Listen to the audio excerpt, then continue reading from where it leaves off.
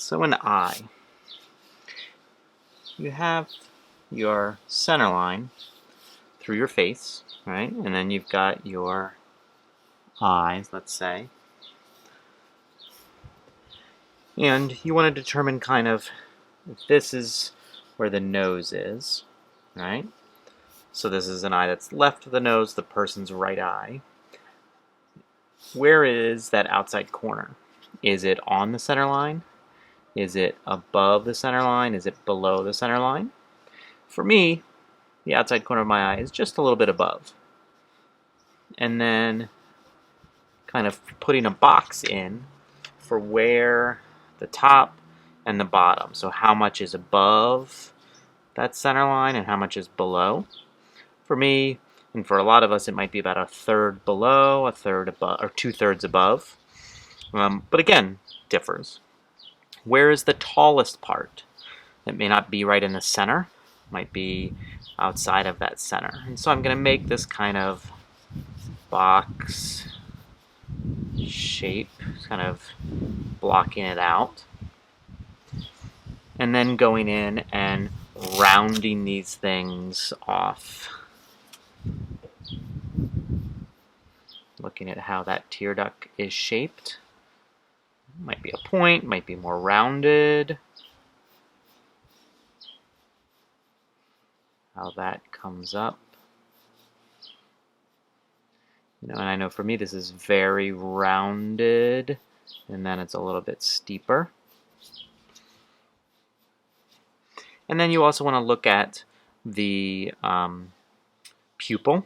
That's the black part. Where is that? Is that on that center line, above, below? For me, it's above. And then how much of the iris, or the colored part of the eye? There's like a teeny little bit of white underneath of it for me. Keeping in mind that that is a circle.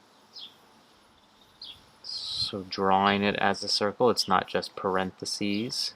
And then you can always erase out that part that you don't want. The other thing is that the eye is in a socket, right? So you have the eyebrow above that, which is a bone. And then often you'll have, if you're tired, or you can see it as people get older, this shape underneath here that becomes more defined. And that's because this is just skin, and this is where the bone is. So this may sink, it has less support from the structure of the face. Right? And then here's the nose over here. So you have this like socket, and the eyeball itself is this circle that's sitting in that. Right? And that's where you have the tear duct.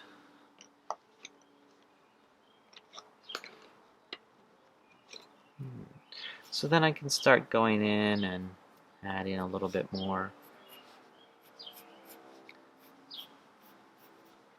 I know that there is thickness to this bottom lid. It's not just a line. You can actually see thickness. This is your water line.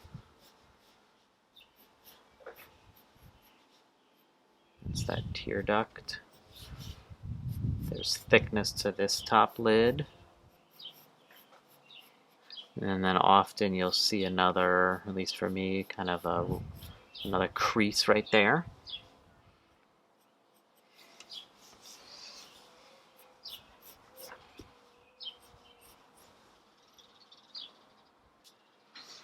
And here's that iris. Pupil is actually bigger. And then you can start putting in a little bit of value.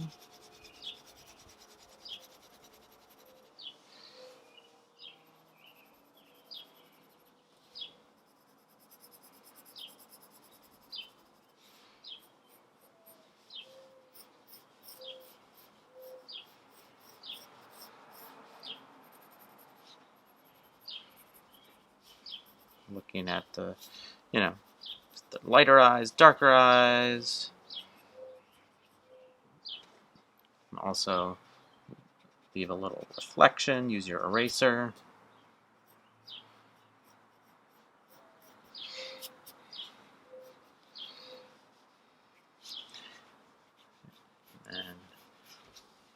And let's start thinking about the planes, so the surfaces, to make it look three-dimensional. And letting those lines of shading kind of contour to the planes of the face.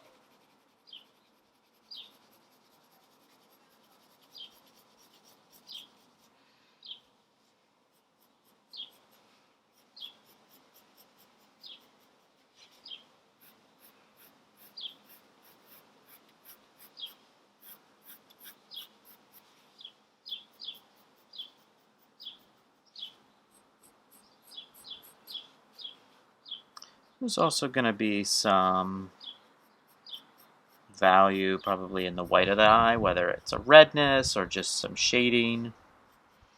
You know, there might be a little bit of shade from the top eyelid.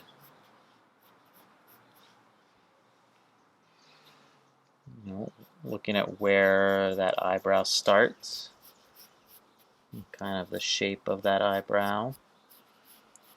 You know, where it ends, this distance here.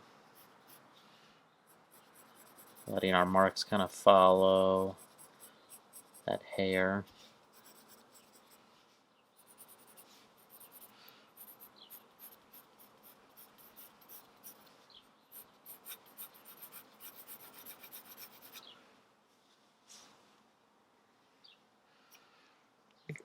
I can go in and start adding some darker values.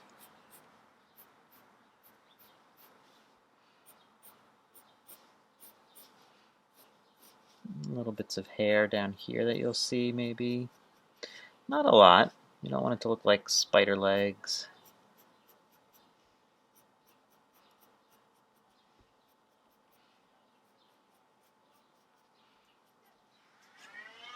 And then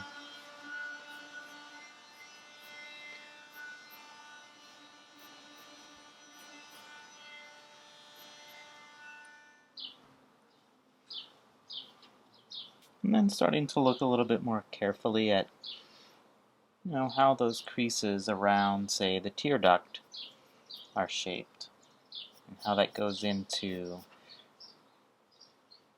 there.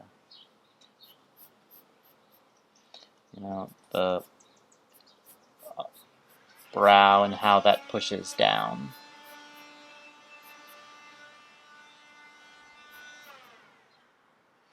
How this kind of top lid sort of comes over that. And then, you know, how it's lit, what these values are like.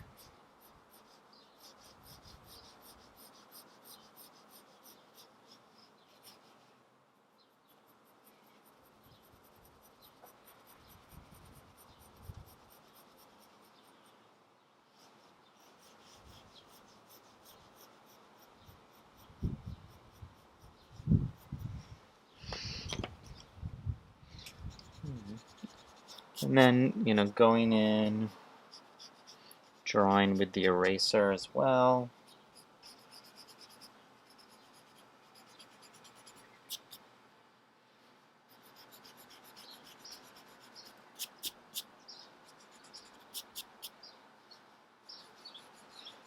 Areas that have highlights in them, you can erase those guidelines. They're still there.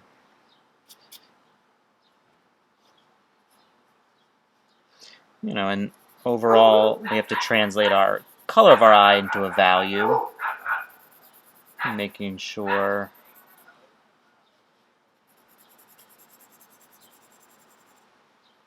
you think about that color.